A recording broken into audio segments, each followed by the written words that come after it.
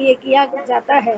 इंद्र ने सामंतर्क को आदेश दिया कि वह वृंदावन जाकर सारे क्षेत्र को व्यापक बाढ़ से आप्लावित कर दें। इंद्र अपने को असुरों की तरह सर्वशक्तिमान परम पुरुष मानता था। अब जब असुर प्रबल हो उठते हैं तो वे परम नियंता श्री भगवान की अवहेलना करते हैं। यद्यपि इंद्र असुर नहीं था, किंतु अपने भौतिक वैभव से गर्वित था और वह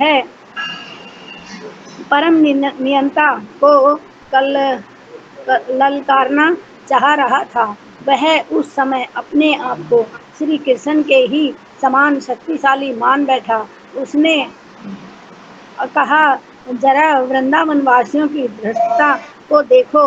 वे जंगल के रहने वाले हैं, किंतु अपने मित्र श्री कृष्ण के बहकावे में आकर जो एक सामान्य मनुष्य से अधिक कुछ नहीं है, देवताओं की अवहेलना का दुस्साहस कर रहे थे।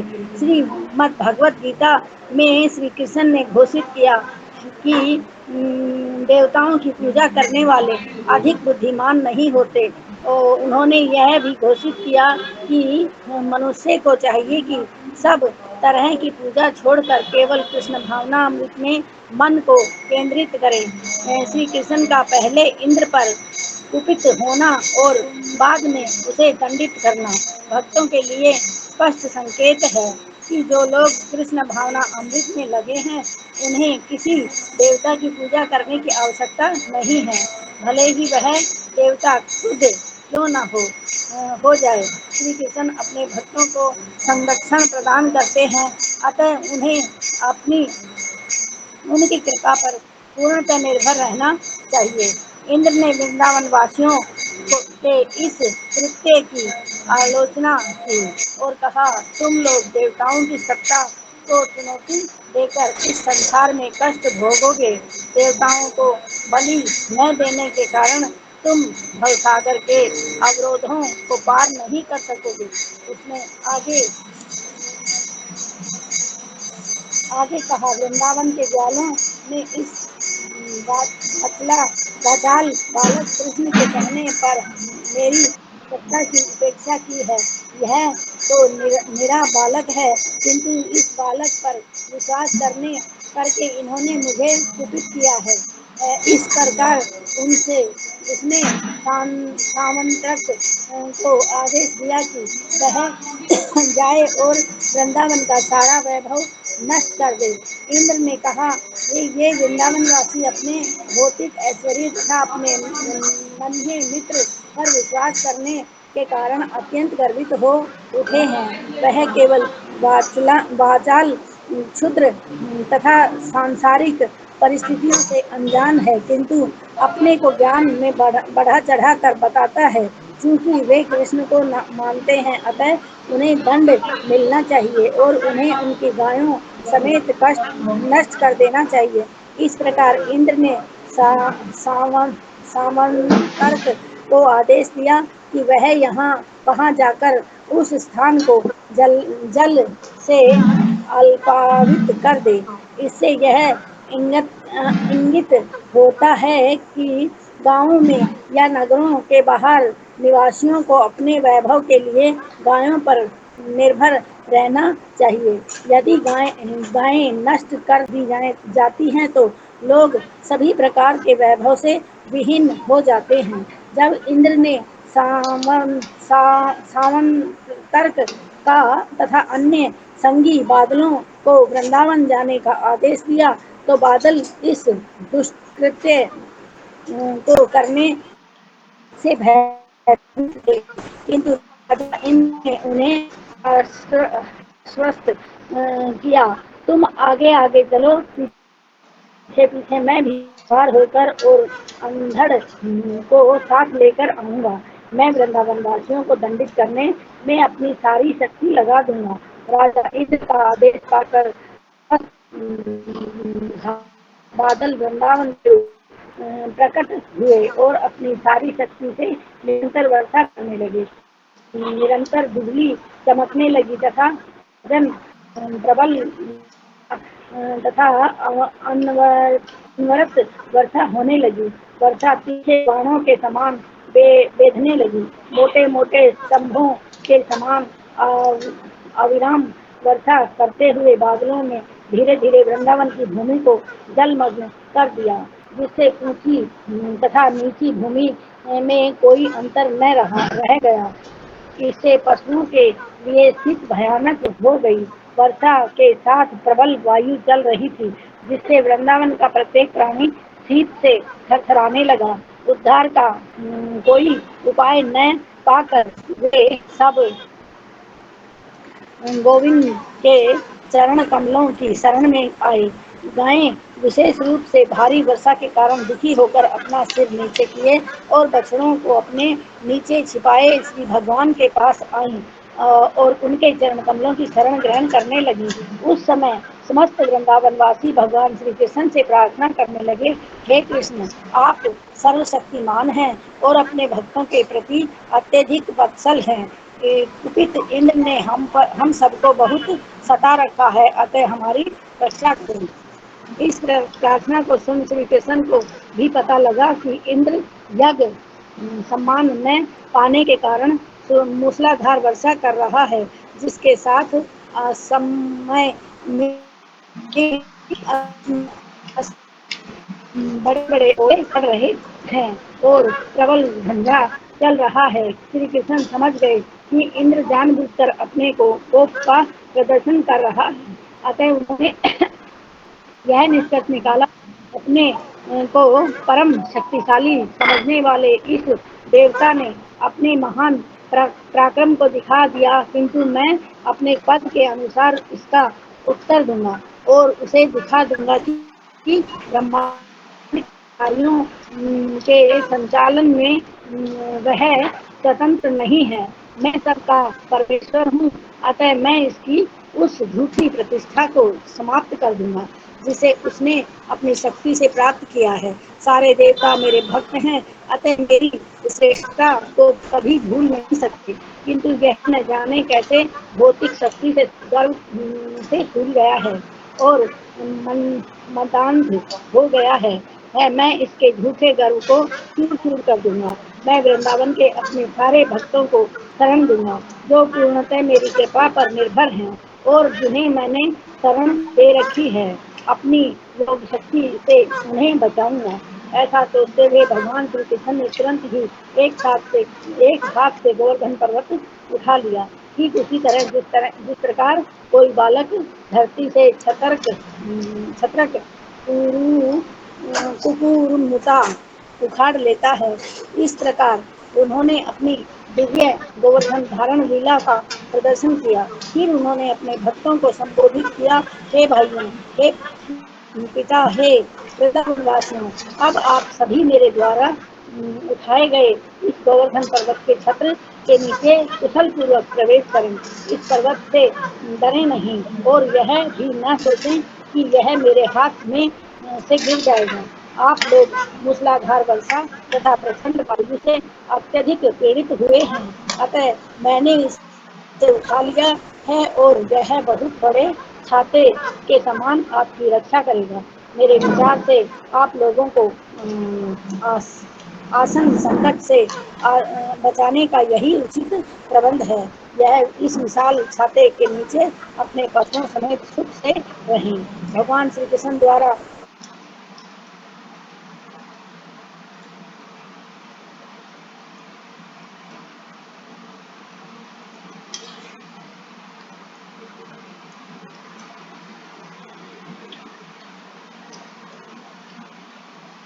तो गीता माता जी आवाज गई। हरे कृष्णा,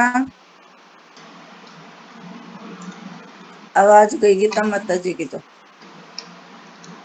मैं माता पढ़ूंगी। जी करने लगी होगी, आप पढ़ लो माता जी। ठीक है माता जी, करती हूँ। ये दूसरा वृंदावन वृंदावन के वासी अपने पशुओं समेत भूख प्यास अथवा किसी और असुविधा से पीड़ित हुए। चलो ठीक है माता जी, मैं पढ़ती हूँ। वो तो हरे मेरे को कृष्ण। ठीक है माता जी, पढ़ती हूँ।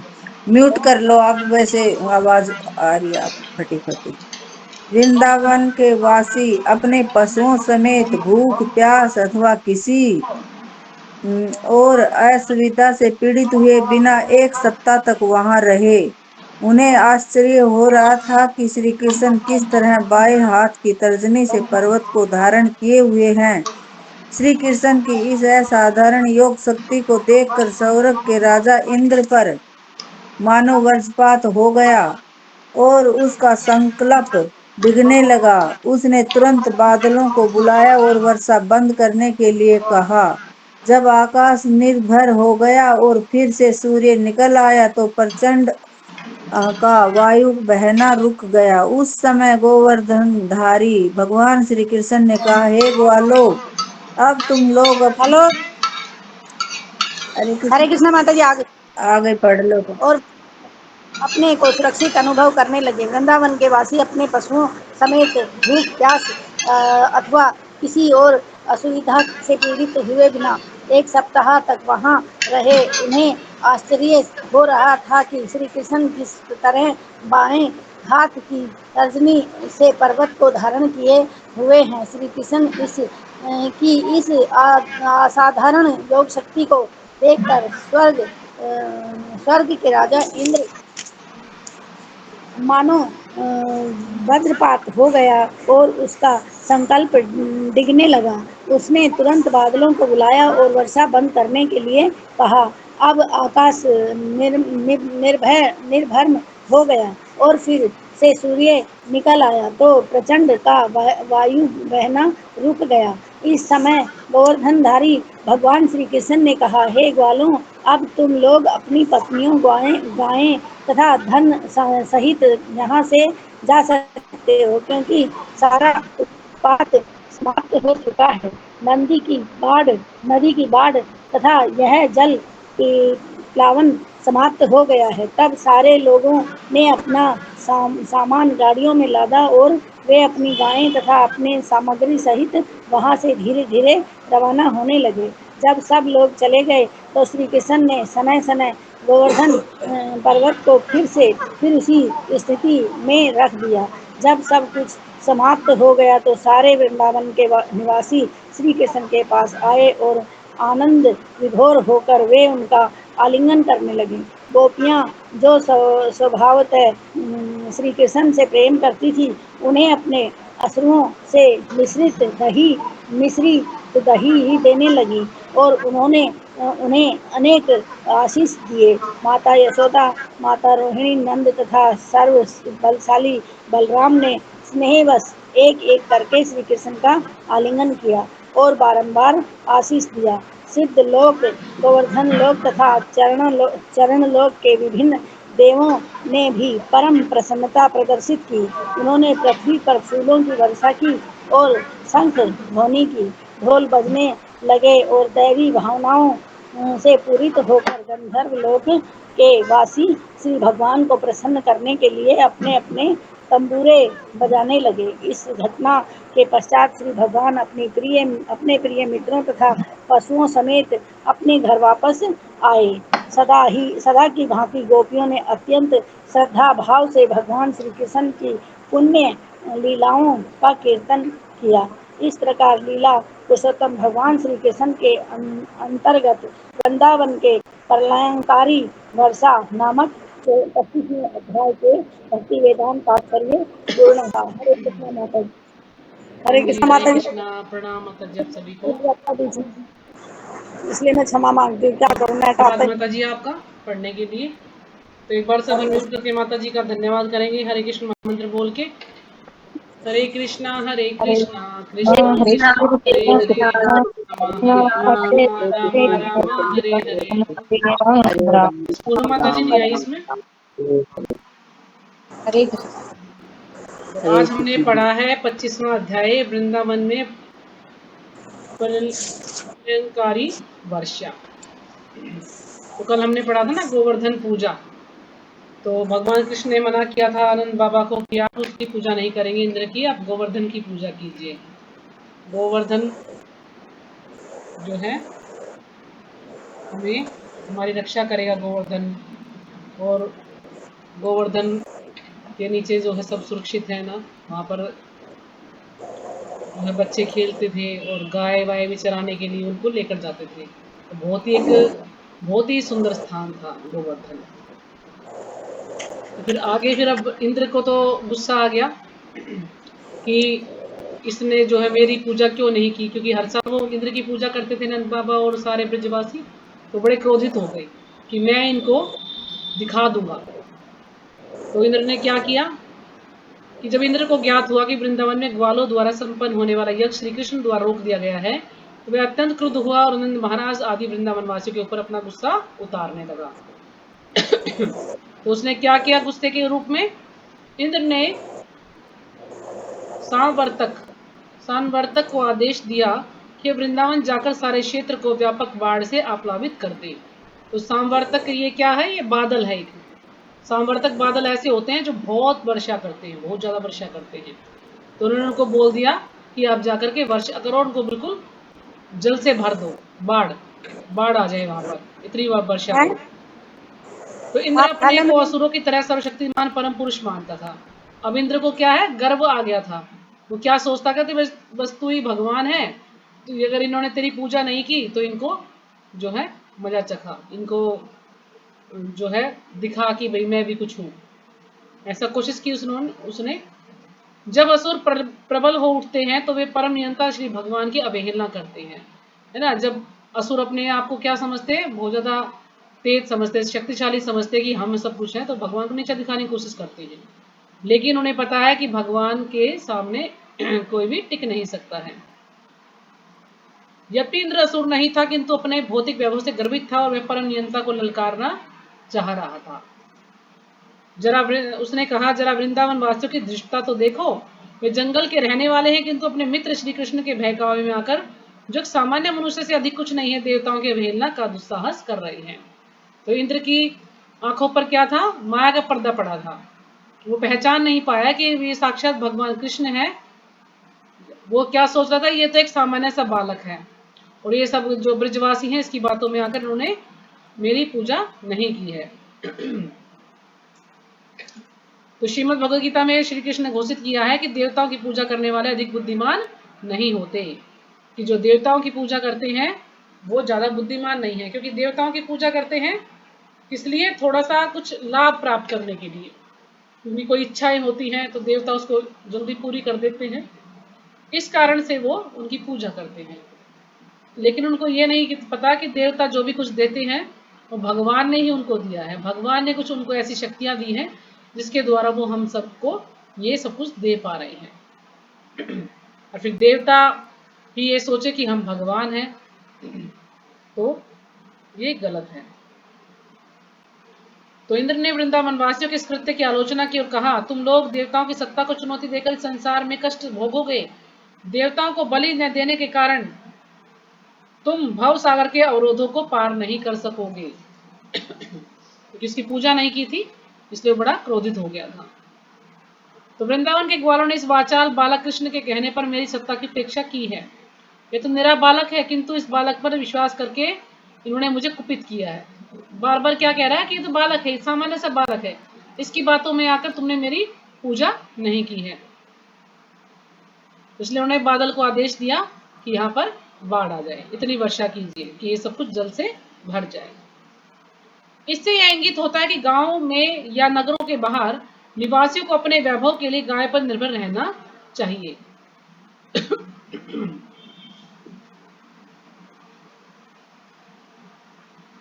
यानी जो गाय है, भगवान ने क्या किया, वो कृष्ण, क्योंकि श्री कृष्ण को मानते हैं अतः उन्हें दंड मिलना चाहिए, उन्हें उनकी गाय समेत नष्ट कर देना चाहिए। क्योंकि जो इंद्र थे वो चाहते थे कि गाय को समेत इनको भी नष्ट कर देना चाहिए, कृष्ण को और उनकी गायों के समेत नष्ट कर देना चाहिए। तो इससे यहाँ पर यह संकेत मिलता है कि गांव में या नगरों के बाहर निवासियों को अपने वैभव के लिए गाय पर निर्भर रहना चाहिए। यानी हमें वैभव चाहिए, सब कुछ चाहिए, तो हमें गाय पर ही निर्भर रहना चाहिए। यदि गाय नष्ट कर दी जाती है तो लोग सभी प्रकार के वैभव से विहीन हो जाते हैं। क्यों? क्योंकि गाय क्या है, गाय हमारी माता है। भगवान को गाय बहुत प्रिय है। अगर गायों की रक्षा अच्छे से नहीं होती, गायों की अच्छे से देखभाल नहीं होती, तो ये हमारे लिए सबके लिए अच्छा नहीं है। और फिर कह रहे हैं यदि गाय नष्ट कर दी जाती है तो सभी प्रकार का जो वैभव है उससे विहीन हो जाते हैं हम लोग। इसलिए हमें सबको गाय की रक्षा करनी चाहिए, गाय की सेवा करनी चाहिए। तो आप सब लोग भी गाय की सेवा कर सकते हैं मन से, तन से, धन से। तो गौशाला में आजकल धन की काफ़ी आवश्यकता है, तो जिससे जो बन पड़े आप जो है गौशाला में धन दे सकते हैं, जो हमारी इस्कॉन की गौशाला है। चाहे आप जितनी भी आपकी श्रद्धा है, सामर्थ्य है, उसके अनुसार दान अवश्य करना चाहिए सब लोगों को। तो जब इंद्र ने सामर्थक तथा अन्य संगी बादलों को वृंदावन जाने का आदेश दिया तो बादल इस दुष्कृत्य को करने से भयभीत थे, क्योंकि जो बादल हैं वो भयभीत थे कार्य करने के लिए। किंतु राजा इंद्र ने उन्हें आश्वस्त किया कि तुम आगे आगे चलो, पीछे पीछे मैं हाथी पर सवार होकर और अंधड़ को साथ लेकर आऊंगा। अब बादल तो डर रहे थे, लेकिन इंद्र ने कहा नहीं तुम डरो मत, पीछे पीछे मैं भी आ रहा हूँ हाथी पर बैठ करके, और अंधड़ को साथ लेकर आऊंगा, तुम वर्षा करो। राजा इंद्र का आदेश पाकर समस्त घातक बादल वृंदावन के ऊपर प्रकट हुए और अपनी सारी शक्ति से निरंतर वर्षा करने लगे। तो बादलों ने क्या था, उनको आदेश दिया गया, तो आदेश के अनुसार उनको कार्य करना था, तो उन्होंने जो है वर्षा कर दी, और वहां पर जो वृंदावन की भूमि थी उसको जलमग्न कर दिया। तो जो गाय थी, गाय विशेष रूप से भारी वर्षा के कारण दुखी होकर अपना सिर नीचे किए और बछड़ों को अपने नीचे छिपाए श्री भगवान के पास आई और उनके चरण कमलों की शरण ग्रहण करने लगी। अब गाय किसके पास आती है? शरण ग्रहण करने भगवान के पास। इसलिए हमें भी यदि कोई आवश्यकता है, कोई कष्ट है, कोई दुख है, पीड़ा है, तो हमें भी किसके पास जाना चाहिए? भगवान के पास जाना चाहिए, क्योंकि भगवान ही है जो हमारे सारे कष्टों को दूर कर सकते हैं। ना कि हमें देवताओं के पास जाना चाहिए, हमें भगवान के पास जाना चाहिए। उस समय समस्त वृंदावनवासी भगवान श्री कृष्ण से प्रार्थना करने लगे, हे कृष्ण, आप सर्वशक्तिमान हैं और अपने भक्तों के प्रति अत्यधिक वत्सल हैं। कुपित इंद्र ने हम सबको बहुत सता रखा है, अतः हमारी रक्षा करें। तो सारे वृंदावनवासी भगवान से ही प्रार्थना करते हैं कि इंद्र ने हमें बहुत सताया है, तो आप सब हम सबकी जो है रक्षा करें। इस प्रार्थना को सुनकर श्री कृष्ण को भी पता लग गया कि इंद्र यज्ञ सम्मान न पाने के कारण मूसलाधार वर्षा कर रहा है, जिसके साथ असमय में बड़े बड़े ओले पड़ रहे हैं और प्रबल झंझा चल रहा है। तो कृष्ण को भी ज्ञात हो गया कि अब उसकी पूजा नहीं की ना, तो इसलिए वो क्रोध में आकर ये सारा कार्य कर रहा है। इतनी जो है बारिश हो रही है, आंधी तूफान, ये सब अपना क्रोध जो है वो दिखा रहा है कि मेरी पूजा ना करने के कारण मैं तुम्हें जो है सब कुछ जल से भर दिया उसने। अतः उन्होंने यह निष्कर्ष निकाला कि अपने को परम शक्तिशाली समझने वाले इस देवता ने अपने महान पराक्रम को दिखा दिया, किंतु मैं अपने पद के अनुसार इसका उत्तर दूंगा और इसे सिखा दूंगा कि ब्रह्मांड के कार्य के संचालन में वह स्वतंत्र नहीं है। तो भगवान कह रहे हैं कि उसने तो अपना क्रोध दिखा दिया, लेकिन उसे मैं भी सब कुछ दिखा दूंगा अब कि अपने आप को परम शक्तिशाली समझने वाले इस देवता ने अपने महान पराक्रम को दिखा दिया, किंतु मैं अपने पद के अनुसार इसका उत्तर दूंगा। यानी उसको ये नहीं पता कि कृष्ण क्या है, एक सामान्य बालक नहीं है, कृष्ण जो है परम भगवान है, और उनसे पंगा लेना जो है सही नहीं है। भगवान से उसने पंगा लिया तो भगवान क्या करेंगे? भगवान के लिए कुछ भी मुश्किल नहीं है। भगवान ने क्या किया कि ये सोचते हुए कि भगवान श्री कृष्ण तुरंत ही एक हाथ से गोवर्धन पर्वत उठा लिया। तो भगवान ने जो सबसे छोटी वाली उंगली है, इससे गोवर्धन पर्वत को उठा लिया, और गोवर्धन पर्वत को उठाए उन्होंने कितने दिन तक उठाए रखा गोवर्धन पर्वत को? मेरे ख्याल में 7 दिन तक उठाए रखा था, है ना। और ऐसा भी नहीं था, अब कुछ ग्वाले वहां पर आए भगवान के पास, कहते हैं कि कृष्ण तुम थक गए होगे, लाओ हम कुछ करते हैं, तो लठ लेकर के आते हैं और वहां पर लगाते हैं। लेकिन उन्हें ये नहीं पता कि कृष्ण कभी थकते नहीं है, कृष्ण के लिए कोई कार्य मुश्किल नहीं है। वो क्या सोचते हैं कि हमने उठा रखा है, लेकिन जैसे ही कृष्ण ने उंगली हटाई तो वो गोवर्धन हिलने लगा। तो उनको पता लग गया कि भाई कृष्ण ने ही इसको उठा रखा है, हम इसको नहीं उठा पाएंगे। इतना भारी जो है, इतना बड़ा गोवर्धन पर्वत है, तो उसको सिवाय कृष्ण के कोई नहीं उठा सकता। अब कृष्ण महान है, कभी तो एक उंगली से उसको उठा लिया, लेकिन कुछ लोग क्या बोलते हैं? कृष्ण भगवान नहीं है। तो ऐसे लोगों को यही बोलना चाहिए कि अगर आप भगवान हैं तो आप गोवर्धन पर्वत को उठा करके दिखाइए, आप विराट रूप दिखाइए हमें, अगर आप भगवान हैं तो। आजकल के जो लोग हैं, कुछ साधु हैं, लोगों को भ्रमित करने के लिए ऐसा बोलते हैं कि हम भगवान हैं। हम चमत्कार कर सकते हैं, हम ये कर सकते हैं, वो कर सकते हैं, कुछ नहीं कर सकते। वो सिर्फ अपनी जो है प्रशंसा चाहते हैं। इस प्रकार उन्होंने अपनी दिव्य गोवर्धन धारण लीला का प्रदर्शन किया भगवान ने। फिर उन्होंने अपने भक्तों को संबोधित किया, हे भाइयों, हे पिता, हे वृंदावन वासियों, अब आप सभी मेरे द्वारा उठाए गए इस गोवर्धन पर्वत के छत्र के नीचे कुशल पूर्वक प्रवेश करें। तो सबको भगवान ने वहां पर इकट्ठे करके सबको बुला लिया, ग्वाल बालों को, गैयों को, अपनी मैया को और सभी गोपियों को, सबको बुला लिया कि सब आप इस गोवर्धन के नीचे आ जाइए। इस पर्वत से डरे नहीं और यह भी नहीं सोचे कि ये मेरे हाथ से गिर जाएगा। तो भगवान पहले ही बता देते कि आप ये मत सोचना कि गिर जाएगा मेरे हाथ से, नहीं नहीं, कुछ नहीं होगा। आप जो है बेहिचक यहाँ पर आराम से खड़े हो सकते हैं, सब, किसी को कुछ भी नहीं होगा। आप लोग मूसलाधार वर्षा तथा प्रचंड वायु से अत्यधिक पीड़ित हुए हैं, अतः मैंने इसे उठा लिया है और यह बहुत बड़े छाते के समान आपकी रक्षा करेगा। गोवर्धन पर्वत काफी विशाल था, तो जितने भी पशु थे सबको उन्होंने जो है उसके नीचे बुलाया और सबको जो है सुरक्षित अनुभव करने लगे सभी लोग कि हाँ अब हम सुरक्षित हैं। तो वृंदावन के वासी अपने पशु समेत भूख प्यास अथवा किसी और असुविधा से पीड़ित हुए बिना 1 सप्ताह तक वहां रहे। तो कितने दिन तक खड़े रहे भगवान? 1 सप्ताह तक गोवर्धन पर्वत को उठाए रखा उन्होंने अपनी छोटी उंगली पे, और सारे वृंदावन वासी उसके नीचे ही रहे। उन्हें आश्चर्य हो रहा था कि श्री कृष्ण किस तरह बाएं हाथ की तर्जनी से पर्वत को धारण किए हुए हैं। श्री कृष्ण की इस असाधारण योग शक्ति को देखकर स्वर्ग के राजा इंद्र पर मानव वज्रपात हो गया। अब जो इंद्र था उसने देखा कि एक सामान्य बालक दिखने वाला कैसे इसने जो है इतने दिनों से इसको उठा रखा है पर्वत को, और उसका संकल्प डिगने लगा। यानी उसे अपनी गलती का एहसास होने लगा। उसने तुरंत बादलों को बुलाया और वर्षा बंद करने के लिए कहा। जब आकाश निर्भर हो गया और फिर से सूर्य निकल आया तो प्रचंड वायु का बहना रुक गया, क्योंकि उसने बादलों को वापस बुला लिया और फिर धूप निकल आई और सब कुछ ठीक हो गया। उस समय गोवर्धन धारी भगवान कृष्ण ने कहा, हे ग्वालो, अब तुम लोग अपनी पत्नियों, गायों तथा धन सहित यहाँ से जा सकते हो, क्योंकि सारा उत्पात समाप्त हो चुका है। नदी की बाढ़ तथा यह जल प्लावन समाप्त हो गया है, अब कुछ नहीं होगा, सब कुछ ठीक हो गया है। तब सारे लोगों ने अपना सामान गाड़ी में लादा और वे अपनी गायों तथा अन्य सामग्री सहित वहां से धीरे धीरे रवाना होने लगे। जब सब लोग चले गए तो श्री कृष्ण ने शनि शनि गोवर्धन पर्वत को फिर उसी स्थिति में रख दिया। अब सब लोग जाने के बाद, सबके जाने के बाद कृष्ण ने क्या किया, धीरे धीरे उस पर्वत को नीचे रख दिया।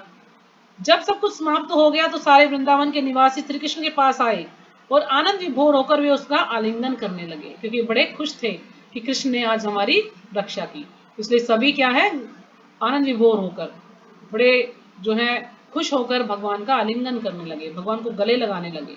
गोपियां जो स्वभावतः श्री कृष्ण ने प्रेम करती थी, उन्हें अपने अश्रु से मिश्रित दही देने लगी और उन्होंने उन्हें अनेक आशीष दिए। यानी दही देते थे, उनके आंसू झर रहे थे, आंसू गिर रहे थे, ऐसी दही उन्होंने भगवान को दी और उनको आशीर्वाद भी दिए, उनको आशीष देने लगे कि कृष्ण ने आज हमारी रक्षा की, आज हमें बचा लिया, हमारे पशुओं को बचा लिया। इस प्रकार से उनको आशीष दिए। माता यशोदा, माता रोहिणी, नंद तथा सर्व बलशाली बलराम ने स्नेहवश एक एक करके श्री कृष्ण का आलिंगन किया और बारंबार उनको आशीष दिया। ये सभी ने जो है भगवान को आशीष दिए, क्योंकि सब क्या सोच रहे थे, ये तो हमारा लल्ला है, ये तो कृष्ण है। सिद्ध लोग, गंधर्व लोग तथा चारण लोग के विभिन्न देवों ने भी परम प्रसन्नता प्रदर्शित की।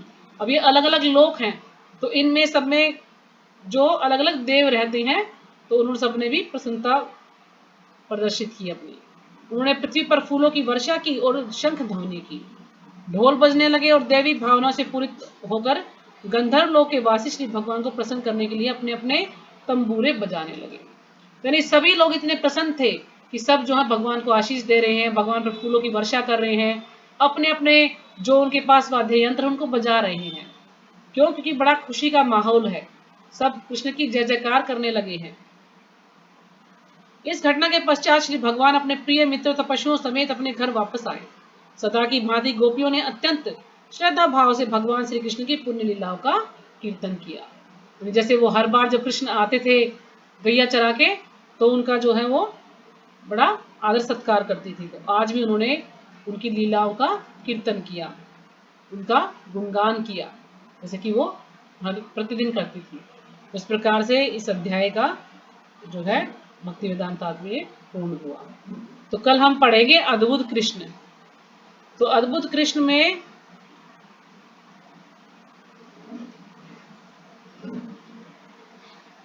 इसमें बस कृष्ण की लीला के बारे में है। कृष्ण ने इतने सारे जो राक्षसों को मारा था उसका वर्णन है। जब उससे अगला चैप्टर पढ़ेंगे तो उसमें जो है कृष्ण ये इंद्र को अपनी गलती का एहसास होगा और फिर वो भगवान से क्षमा याचना करेगा। और वो अकेला नहीं जाता वहां पर, वो क्या करता है, सुरभि गाय को साथ लेकर के जाता। वो इतना डरा हुआ है कि वो भगवान के पास जाने की हिम्मत नहीं कर पा रहा है। सुरभि गाय को लेकर के जाता है कि आप मेरे साथ चलो, भगवान से मेरी सिफारिश करो कि भगवान मुझे क्षमा कर दें। और फिर भगवान की स्तुति करता है वो, फिर भगवान उसे क्षमा कर देते हैं। तो ठीक है, यहीं पे विराम करते हैं। कल हम 2 चैप्टर पढ़ लेंगे क्योंकि ये अद्भुत कृष्ण तो 2 ही पेज का है और इसके बाद ये अगला है। फिर ये जितना हो पाएगा, अगर हो पाएगा तो ठीक है, नहीं तो जितना हो पाएगा, छोटा ही है, ज्यादा बड़ा नहीं है। तो यहीं पे विराम करते हैं। तो कल कौन करेगा क्लास? कल कौन पढ़ना चाहेगा?